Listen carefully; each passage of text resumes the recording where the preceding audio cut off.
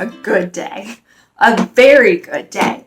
Day 6 is when humans are told that they have a special purpose in creation. On this day, God spoke just like the previous days, but God says humans will be made in the image of God. All of God's creation up until this point is good and still reflects the nature of the one that created them. But in humans, the fullness of God is revealed. Reflecting the image of God, humans are given the special responsibility or dominion over all the animals. Dominion means that humans are in charge of the animals and should care for the rest of creation in the same way that God cares for creation. It is our responsibility to be caretakers of creation with God. Today is also important because we put the two creation stories of Genesis side by side. The creation story in Genesis 2 also claims that humans are special. In this second creation story, God begins with the generations of heavens and earth. Then God forms a person from the dust. This story reminding us of the potter from day 3, where God is shaping things out of the earth. God literally forms a person, Adam, from the dust of the ground, the Adama. God then does something unusual. God breathes into them. God's breath, or ruach in Hebrew, is the same breath or wind that hovers over the deep in the first day of creation.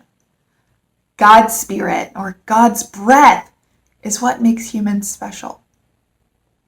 This same spirit is the one hovering over Jesus' baptism and powering the party at Pentecost. Being made in the image of God.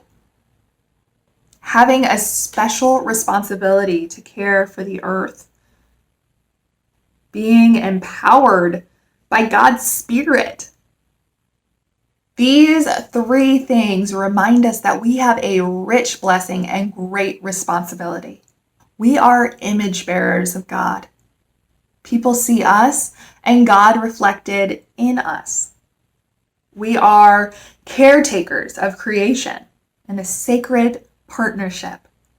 God looks to us. We are filled with the Spirit. Each breath is a drawing in and a sharing out of God. This day brings a challenge for those who may be surprised by the presence of 2 different creation stories. Like the story of Jesus' birth being taken from the 2 Gospels and merged into one nativity scene, the story of creation is often conflated into one telling. Yet, when we look at each on their own, we see unique images of God. Genesis 1 is poetic in structures, showing us the cosmic creator creating things into existence, spinning heavenly bodies, and keeping the universe in order. Genesis 2 is a narrative that shows us an intimate God with hands to shape and hold, lungs and mouth to blow breath into the human vessel. This is a God who walks with us and holds our hand. Both images of God are important because God is all of this and more. It is important to note that the person God forms is often translated to man. In reality, this is a non-gendered person. It is not until we have a companion formed later in the story that they take on gendered expressions. This echoes what we read in Genesis 1, where God created male and female and all humankind in the image of God. It is important for every camper of every background to know that they are created in the image of God. It is important for every camper to know that they carry with them an innate sense of purpose. It is important for every camper to know that they are filled with potential that is born of the very breath of God. Often, when creation is speaking, it is speaking to us, reminding us that we are people of God.